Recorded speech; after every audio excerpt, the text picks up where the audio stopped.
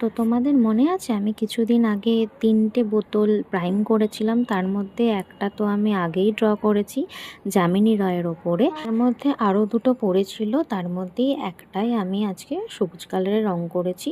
সবুজের মধ্যে কিছুটা চক পেন্ট ইউজ করেছি যাতে একটু ম্যাট ফিনিশিং দেয়।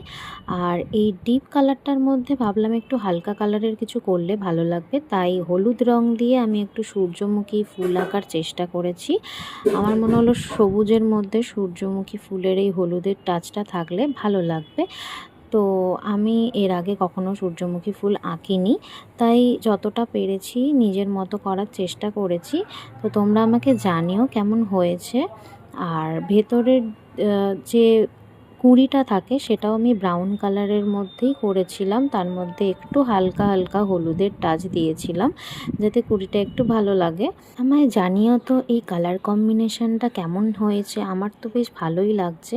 আর এই ফুলের মাঝখানগুলো বড্ড ফাঁকা ফাঁকা লাগছিলো, তাই ডট অ্যান্ড আর্টের যেই টুলসগুলো হয় ওই টুলসগুলো দিয়ে আমি ছোট ছোট হোয়াইট কালার দিয়ে একটু ডট দিয়েছি যাতে ফাঁকাগুলো একটু ভরাট লাগে দেখতে।